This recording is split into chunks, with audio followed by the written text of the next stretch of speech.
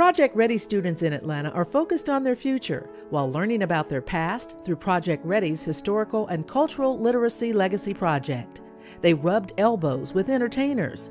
They listened to stories and interviewed civil rights figures. More importantly, they learned valuable life lessons.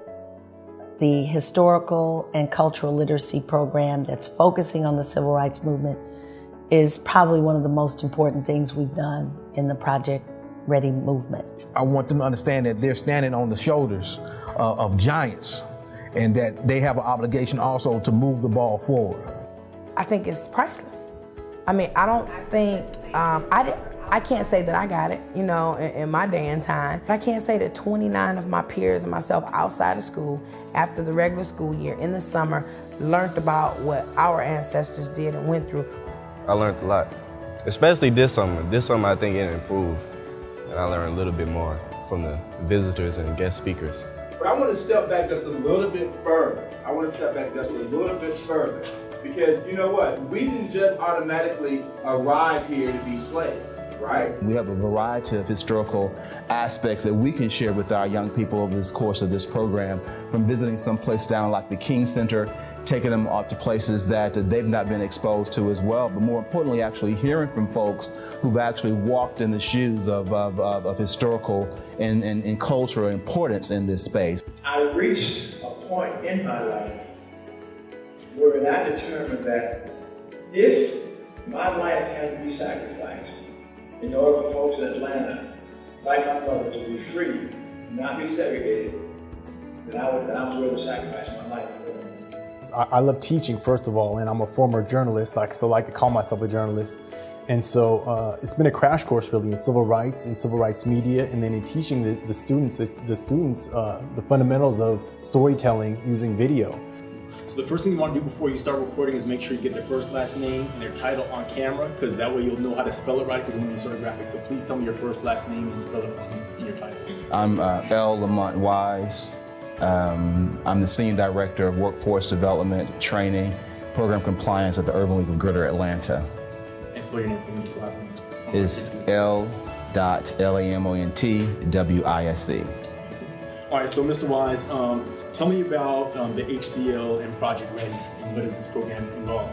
So Project Ready is a national program that's sponsored by the National Urban League. We here in Atlanta was fortunate enough to receive one of the grants to produce a Project Ready program, and we partnered with Mays High School over the last several years. Project Ready is designed as a college readiness program.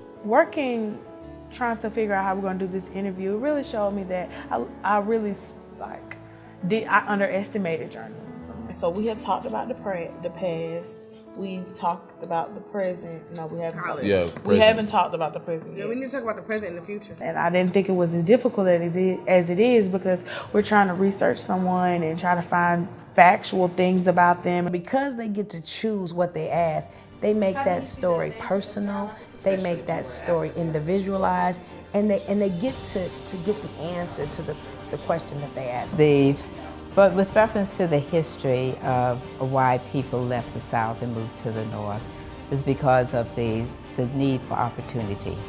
And opportunities were more fruitful in the northern and in the northwestern parts of the country than it was in the South. The colored and the white water fountains, that was probably the most overt, as well as restrooms and being able to go to certain restaurants. You could not be served by whites even when I was a child. What do I consider my role was in the civil rights movement?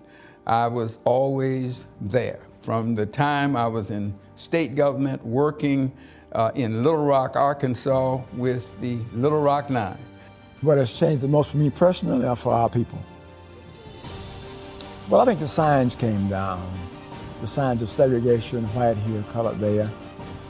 And we do have more opportunities than we had before. Some portions of our lives haven't changed that much from slavery times to now, because when people deny you and don't give you an opportunity to do that which you are supposed and allowed by law to do, you're in servitude. So we have some of that still existing, and we got to keep working until we get rid of every vestige of racism. Our focus is to ensure that everyone that we touch has the ability to earn a sustainable wage and income.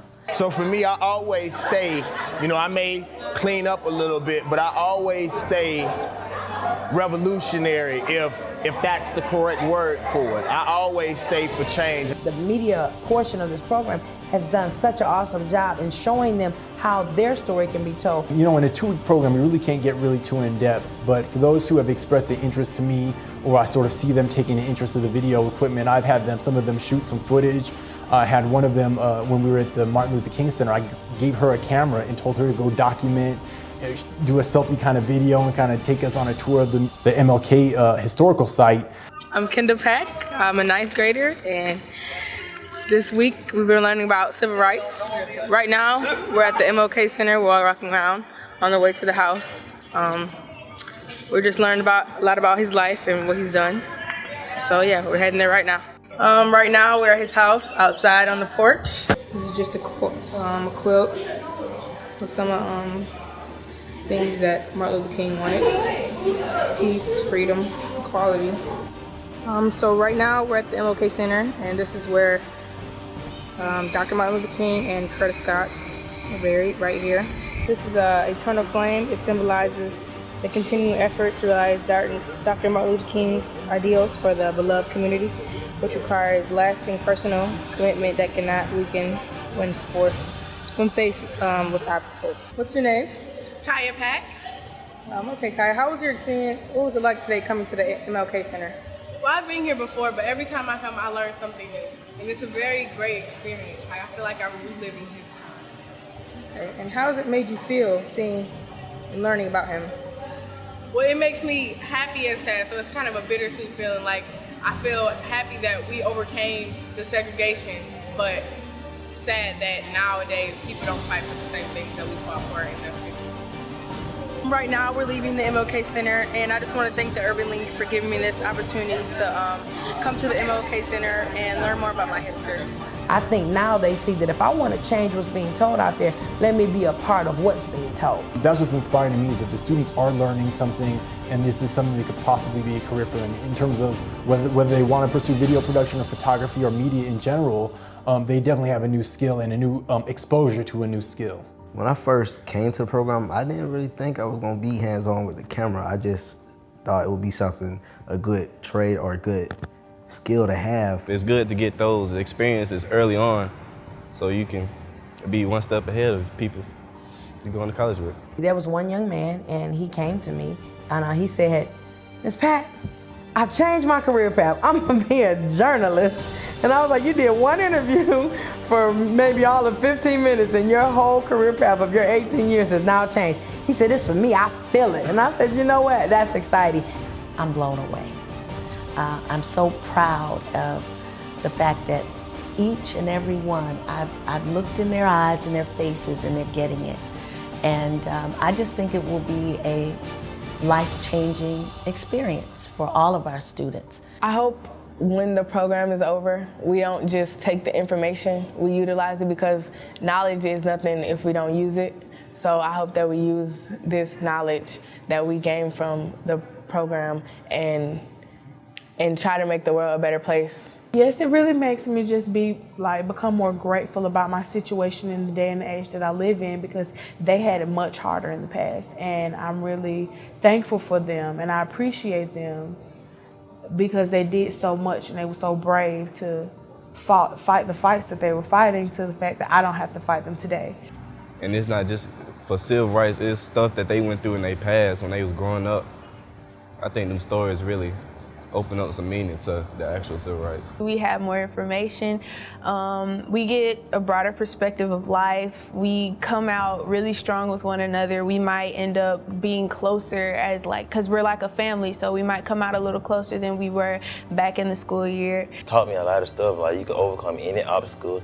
Project Ready really basically it's not even an extracurricular activity, it's just fun. I used to think that, the civil rights are just about people that, stood in the front, like Dr. Martin Luther King, Rosa Parks, people like that. But it's not even all about them. It's about the people that were behind the scenes and stuff. Like, they had a big contribution to it, too. And it's like, it's just it amazes me how all of them came together and, you know, they worked as one. If you want something to change, then you need to do it yourself, and then you can probably inspire other people to follow behind you. I know that we stand on their shoulders and we have to uphold a legacy, and the story still goes on. So we have to keep doing what we do best and strive for success.